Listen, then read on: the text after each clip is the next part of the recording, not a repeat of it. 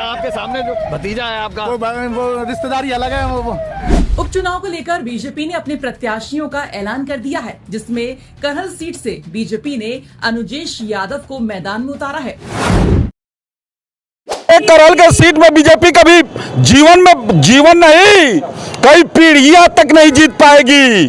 और तेज प्रताप ही यहाँ पर जीतने वाले हैं। अब कोई कुछ भी कर ले, परिवारवाद का आरोप लगेगा। मायावती जी यहाँ पर कैंडिडेट उतारी हैं, वो भी अपने वोट ले जाएंगे। कोई कुछ भी कर ले, पर ये समाजवादी का गढ़ है। वहाँ से समाजवादी पार्टी के प्रत्याशी सांसद रहे तेज प्रताप यादव ऐतिहासिक वोटों से जीत करके जाएंगे। पूरा विश्वास है कि करहल से समाजवादी पार्टी भारी बहुमत से अपनी जीत तय करेगी। आज हम बात करेंगे करहल वही सीट है जहां से अखिलेश यादव 2022 में विधायक थे और उनकी सीट इस टाइम पे खाली, क्योंकि वो सांसद बने तो उन्हें ये सीट छोड़नी पड़ी। अब यहाँ पर अगर बात करेंगे तो अब उपचुनाव होने वाले हैं, सीट खाली हुई इसके बाद उपचुनाव होंगे और यहाँ पर हमें अब की बार लड़ाई दिखेगी यादव में, और दोनों एक ही परिवार के। बात करेंगे फूफा और भतीजे में मुकाबला। एक तरफ है अखिलेश यादव के भतीजे तेज प्रताप यादव, दूसरी तरफ हैं धर्मेंद्र यादव के बहनोई अनुजेश यादव।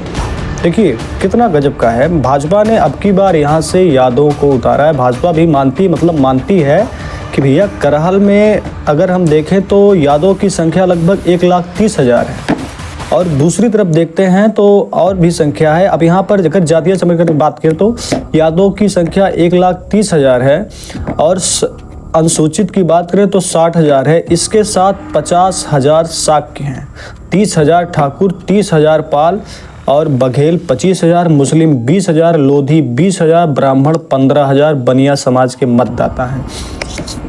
तो जातीय समीकरण कुछ ऐसा है। अब देखना ये है कि यहाँ का जो माहौल बनता है वो क्या होने वाला है।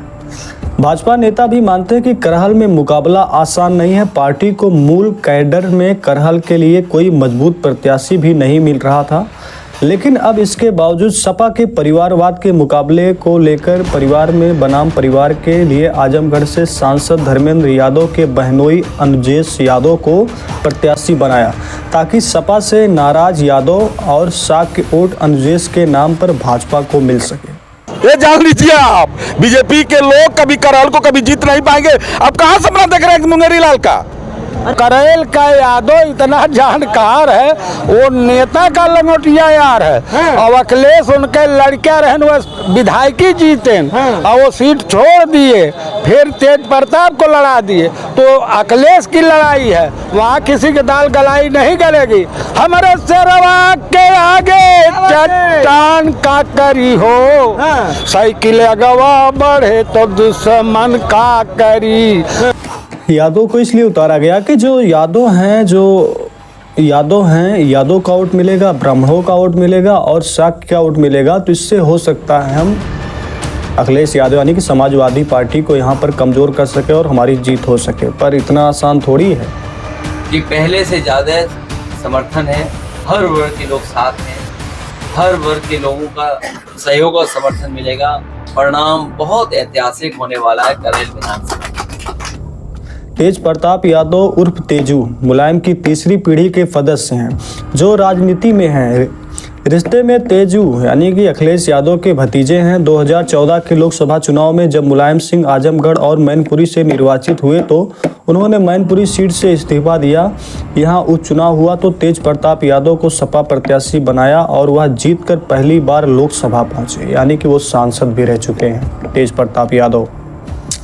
पर आप सोचिए कि जब यादव की बात होती है, भाजपा ने यहाँ से यादव उतारा है और जायज़ की बात है, वो यादव वोटों को अपने तरफ लाने की कोशिश की जा रही है और रिश्ते इतने खास है समाजवादी पार्टी से। हालांकि उन्होंने बात में ये बताया कि भैया जो रिश्ते उसते हैं ये सब तो बात की बात है, राजनीति में किसी से कोई रिश्ता हमारा भी फिलहाल में नहीं है। तो ये सारी बातें हो रही है और भाजपा अगर यहाँ से यादव का वोट पा जाती है अच्छी खासी तो जीत तो उसकी पक्की है, लेकिन क्या वो वोट पाएगी? भाई क्यों नहीं पाएगी?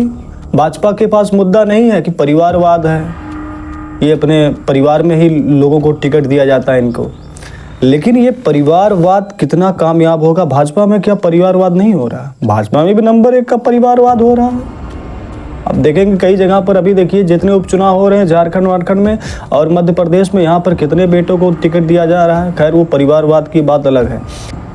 तो मुझे तो नहीं लगता कि जो माहौल बीजेपी बनाना चाहती है करहल में, या फिर यादव वोटों को साधना चाहती है, वो वोट उतना मिलेगा। चलो ठीक है, हो सकता है थोड़ा मिल जाए। आप इतिहास देखेंगे 2002 में एक बार भाजपा यहाँ से जीती थी, इसके बाद उसकी जीत यहाँ से नहीं हुई।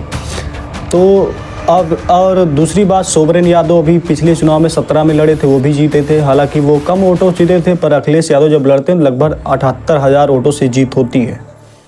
तो ये संख्या चलो मान लेते हैं और कम कर देते हैं हम। तो भाई कम से कम यहाँ पर जीत, इस टाइम पे मैं बताऊँ, कम से कम जीत यहाँ पर 20 से 25,000 के वोटों के अंतर से होगी और तेज प्रताप ही यहाँ पर जीतने वाले हैं।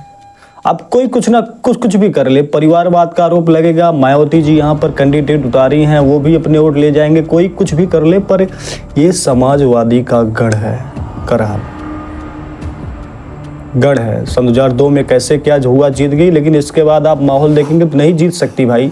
और यादव तो खासकर आजकल नाराज़ है भाई, अगर देखा जाए तो लोगों से पूछो तो। और अखिलेश यादव तो कहते हैं कि मंगेश यादव का मुद्दा ले लो, यादव के घर उजाड़े गए 25-30। अभी आपने सुना कि बहराइच में शायद बहराइच में या फिर कहाँ 25-30 यादव के घर उजाड़ दिए गए। तो ये सारे मुद्दे बहुत कामयाब आने वाले हैं। और बीजेपी ने जिस वजह से यहाँ पर यादव को उतारा, वो मकसद पूरा नहीं होने वाला है। हाँ, इसके बाद कई तरीके हैं।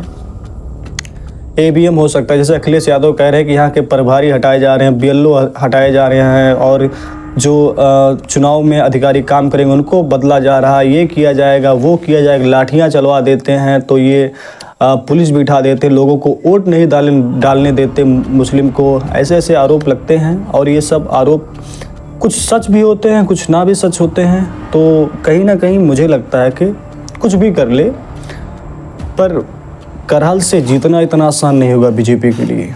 फिर भी अगर जीत जाए तो आप समझ लो कि ये चमत्कार है, करहल से जीत जाएगी, बहुत बड़ा चमत्कार होगा।